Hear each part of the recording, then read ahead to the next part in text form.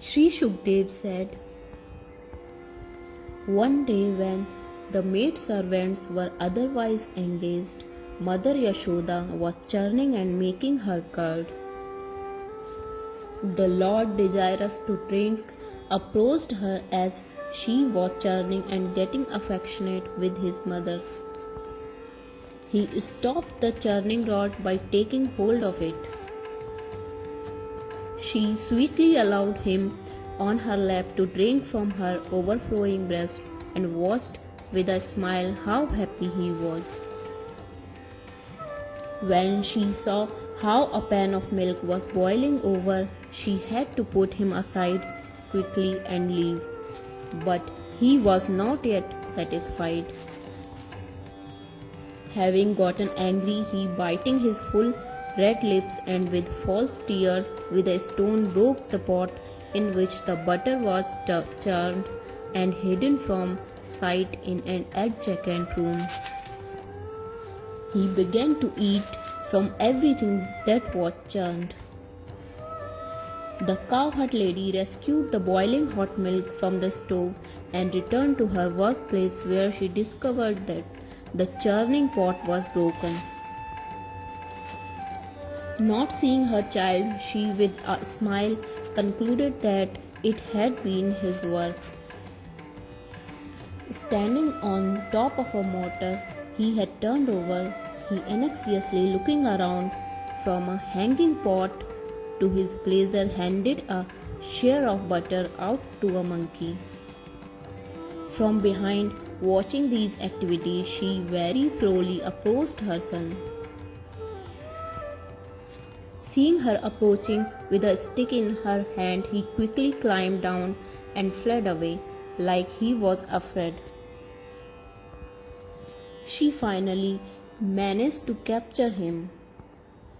Seeing the little scoundrel crying and rubbing his eyes and all over his face with his hands, she caught him with his fearful eyes by the hand with a threatening pose.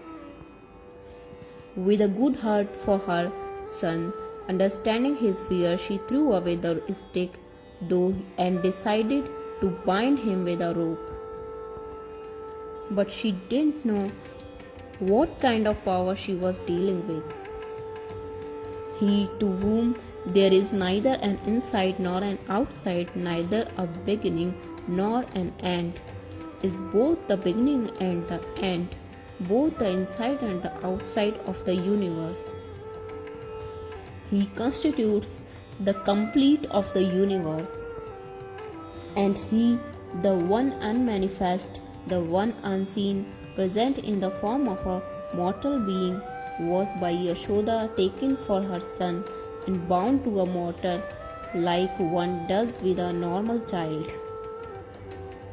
When the rope she used to bind her naughty child fell short with a length of an inch, she tied another rope to it.